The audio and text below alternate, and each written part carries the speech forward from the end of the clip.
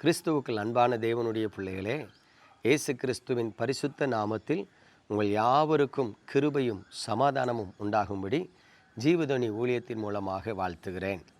நீங்கள் சமாதானமாகவும் சுகமாகவும் இருக்க உங்களுக்காக ஜெபிக்கிறேன். கர்த்தர் உங்கள் மன விருப்பங்களை நிறைவேற்றி உங்கள் வேண்டுதல்களுக்கு செவி கொடுக்க உங்களை ஆசீர்வதிக்கிறேன். இன்றைக்கும் நமது தியானத்திற்காக பாருங்கள், பிலிப்பியருக்கு எழுதின நிருபம் 3ஆம் அதிகாரம் 2ஆம் வசனத்திலே இவ்விதமாய் சொல்லப்பட்டிருக்கிறது: நாய்களுக்கு எச்சரிக்கையாயிருங்கள், பொல்லாத வேலையாட்களுக்கு எச்சரிக்கையாயிருங்கள், சுன்னத்துக்காரருக்கு எச்சரிக்கையாயிருங்கள். பிரியமானவர்களே, பரிசுத்த பவுல் அப்போஸ்தலன் புதிய ஏற்பாட்டு கால விசுவாசிகளுக்கு 3 விதமான ஆலோசனை கொடுக்கிறார். என்னவென்று சொன்னால், ரட்சிக்கப்பட்டு இயேசு கிறிஸ்துவின் மேல் நம்பிக்கை வைத்து விசுவாச வாழ்க்கை வாழ்ந்து கொண்டிருக்கிற தேவ பிள்ளைகள் தங்களது ஆவிக்குரிய ஓட்டத்தில் பின்தங்கி விடாதபடி, விழுந்து போகாதபடி, வழி விலகி விடாதபடி தங்களை காத்துக்கொள்ள வேண்டும் என்று சொன்னால் இந்த 3 காரியங்களுக்கு எச்சரிக்கையாக இருந்தாக வேண்டும் என்று சொல்லுகிறார். அது என்ன 3 காரியங்கள் என்றால், முதலாவது சொல்லுகிறார், நாய்களுக்கு எச்சரிக்கையாக இருங்கள். ஒருவேளை டைரக்ட் ஸ்பீச்சில் பார்த்தீங்கன்னா, நாய் ஒரு மிருகம், நன்றியுள்ள மிருகம் என்று நினைப்போம். ஆனால் அந்த நாயின் ஸ்பாவத்தை குறித்து நாம் பார்ப்போம் என்று சொன்னால், அது தான் சாப்பிட்டதையே திரும்ப கக்கி, தான் கக்கினதை திரும்ப சாப்பிடுகிற ஒரு அருவருப்பான ஸ்பாவம் உள்ளதாக இருக்கும். நல்லா கவனித்து பாருங்கள், எந்த மனிதனும் தான் சாப்பிட்டதை வாந்தி பண்ணின பிறகு அதை சாப்பிட மாட்டான். அது அருவருப்பாக இருக்கும். ஆனால் நாய் மட்டும் தான் வாந்தி பண்ணி போட்டதை திரும்பவும் தின்கக்கூடிய ஒரு அருவருப்பான ஸ்பாவம் உள்ள ஒரு மிருகம். இப்போ ஆண்டவருடைய வார்த்தை சொல்லுது, நாய்களுக்கு எச்சரிக்கையாயிருங்கள்னா, நீங்கள் எந்தெந்த பாவங்களை விட்டு மனம் திரும்பினீர்களோ, எந்தெந்த பொல்லாத வழிகளை விட்டு மனம் திரும்பினீர்களோ, என்னென்ன பாவங்கள் எல்லாம் இயேசு கிறிஸ்துவுக்குள் நீங்கள் மனம் திரும்பி ரட்சிக்கப்பட்டு வந்த பொழுது உங்களுக்கு அருவருப்பாய் இருந்ததோ, அந்த பாவங்களில் நீங்கள் மீண்டும் சிக்கிக்கொள்ளாதபடி, அந்த பாவத்தில் மீண்டும் விழுந்து விடாதபடி, அந்த பாவத்தை மறுபடியும் தேடி ஓடிவிடாதபடி உங்களை காத்து கொள்ளுங்கள். அப்படிப்பட்ட காரியங்களுக்கு எச்சரிக்கையாயிருங்கள் என்று சொல்லுகிறார். ஏனென்று சொன்னால், இந்த நாட்களில் நான் பல இடங்களில் விசுவாசிகளை குறித்து கேள்விப்படுகிறேன். வேசித்தனத்திலே, ஒருவேளை குடிவெறியிலே, பண ஆசையிலே, ஒருவேளை துன்மார்க்கத்திலே, ரவுடித்தனத்திலே இருந்து மனம் திரும்பி ரட்சிக்கப்பட்டு வந்தவர்கள் மீண்டும் அந்த பாவத்தில் 2 வருஷம் 5 வருஷம் கழித்து விழுந்து போனார்கள் என்று கேள்விப்படுகிறேன். எனக்கு அன்பானவர்களே, எந்த பாவ அடிமைத்தனத்திலிருந்து விடுதலையாக்கப்பட்டீர்களோ அந்த பாவ அடிமைத்தனத்திலே மீண்டும் நீங்கள் சிக்கிக்கொள்ளாதபடி உங்களை காத்துக்கொள்ள வேண்டியது மிக அவசியம். 2வது அவர் ஆலோசனை சொல்கிறார், பொல்லாத வேலையாட்களுக்கு எச்சரிக்கையாயிருங்கள்.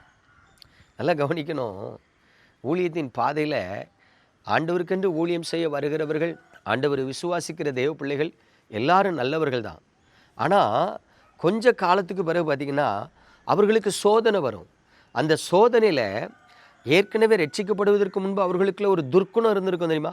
அந்த துர்க்குணம் மேலோங்கி சோதனையில் விழுந்து போவார்கள். அதாவது, நான் தொலைக்காட்சி ஊழியம் செய்கிறேன்.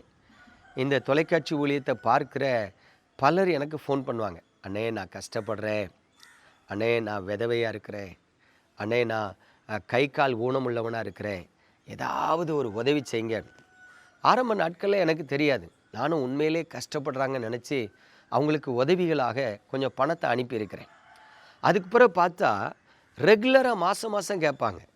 அப்போ நான் சொல்லுவேன், ரெகுலராக மாதம் தர முடியாதுமா, நான் ஊழியக்காரன், எனக்கு அநேக தேவைகள் இருக்கிறது, தேவைகளுக்கு மத்தியில் தான் உதவி செய்கிறோம், உங்களுக்கு 1 டைம் 2 டைம் உதவி செஞ்சுருக்கிறோம், இனி உதவி செய்ய முடியாதுன்னா உடனே எடுத்தெறிஞ்சு பேசுவாங்க, சண்டை போடுவாங்க. ஒருத்தர்லாம் சொல்லிட்டாரு, ஒரு 1000 ரூபா உனக்கு மாதம் தர முடியல, நீ என்னையா அன்புள்ள ஊழியக்காரனி என்கிட்ட சண்டைக்கு வர்றாரு. அப்போ தான் யோசித்தேன், என்னமோ நம்ம அவர்கிட்ட கடன் வாங்கி கடன் கொடுக்குற ஒரு மாதிரி மாதம் 1000 ரூபா கொடுக்கணுமா. ஒரு அம்மா சொல்லுது, எனக்கு கை கால் விளங்கவே இல்லைங்க, என் குடும்பத்தில் அப்பா அம்மா யாரும் இல்லைங்க, எனக்கு ஒரு தம்பி தங்கச்சி, நான் தான் குடும்பத்தை காப்பாற்றணும், எனக்கு ஒரு 2000 ரூபா அனுப்ப முடியாதா? நான் சொல்கிறேன், ஏம்மா நீங்கள் யாருன்னே தெரியாது, நீங்கள் சொல்கிறத வச்சு நான் உங்களுக்கு 2000 ரூபா ஏற்கனவே ஒரு டைம் அனுப்பியிருக்கேன், நீங்கள் திரும்ப திரும்ப கேட்டிங்கன்னா எப்படி அனுப்ப முடியும்னா, நம்புங்க, நாங்கள் சொல்கிறத நம்ப மாட்டீங்களா அப்படிங்க. இப்போ யோசித்து பாருங்கள், கேட்குறவங்களுக்கெல்லாம் கொடுக்கணும், ஆனால் இருந்தால் தானே கொடுக்க. நம்ம கொடுக்கலன்னா உண்மையாக சொல்கிறேன், உண்மையான தெய்வ பிள்ளைகள் வந்து व्यசனப்பட மாட்டாங்க, வருத்தப்பட மாட்டாங்க. இதுலேயும் பெரிய கொடுமை என்ன தெரியுமா? நாங்கள் அநாத ஆசிரமம் வச்சுருக்கோம், அநாத பிள்ளைகள் ஹோம் வச்சுருக்கிறோம், உங்கள் மனைவிக்கு இன்றைக்கி பிறந்த நாள், உங்கள் பிள்ளைக்கு பிறந்த நாள், எங்கேருந்து தான் ஃபோன் நம்பர் எடுப்பாங்களோ தெரியாது.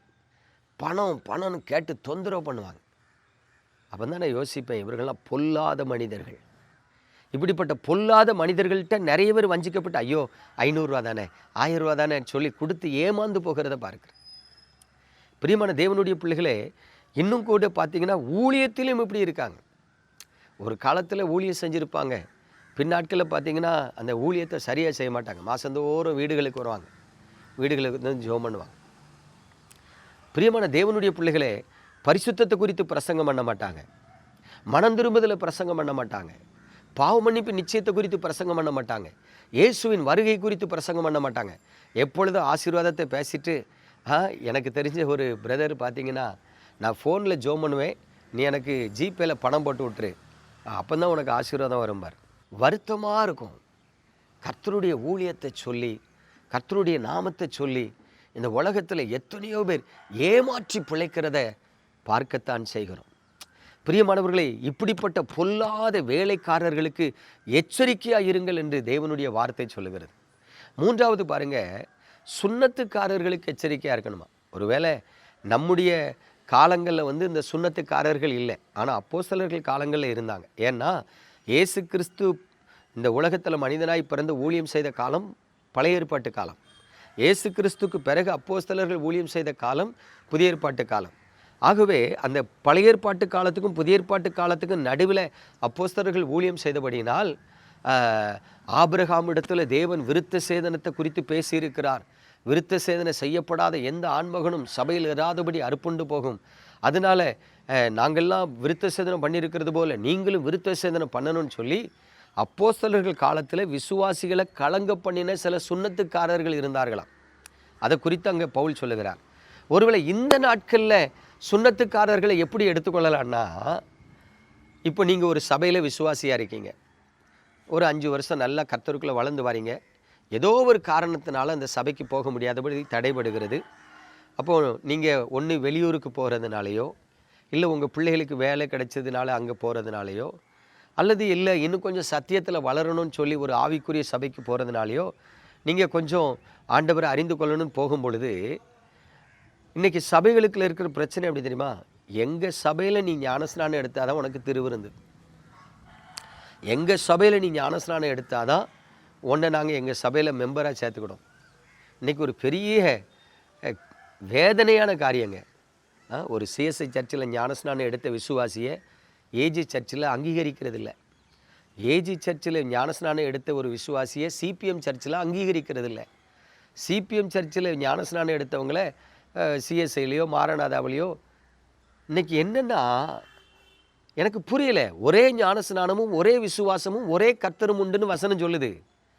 ஆனால் ஊழியர்கள், ஒரு விசுவாசி நான் மனம் திரும்பி ஞானஸ்நானம் எடுத்திருக்கேன், நான் ரட்சிக்கப்பட்டு ஞானஸ்நானம் எடுத்திருக்கிறேன்னு சொன்னால் அதை மற்ற சபையில் அங்கீகரிக்கிறது இல்லை. எங்கள் சபையில் எடுத்தாதான். நான் கேட்குறேன், உங்கள் சபையில் எடுத்தால் தான் பரலோகமா? இல்லைன்னா பரலோகம் கிடையாதா? இது ஒரு சுன்னத்துக்காரர்கள். இப்படிப்பட்ட சுன்னத்துக்காரர்களுக்கு எச்சரிக்கையாக இருக்கணும்னு ஆண்டவருடைய வார்த்தை சொல்லுது.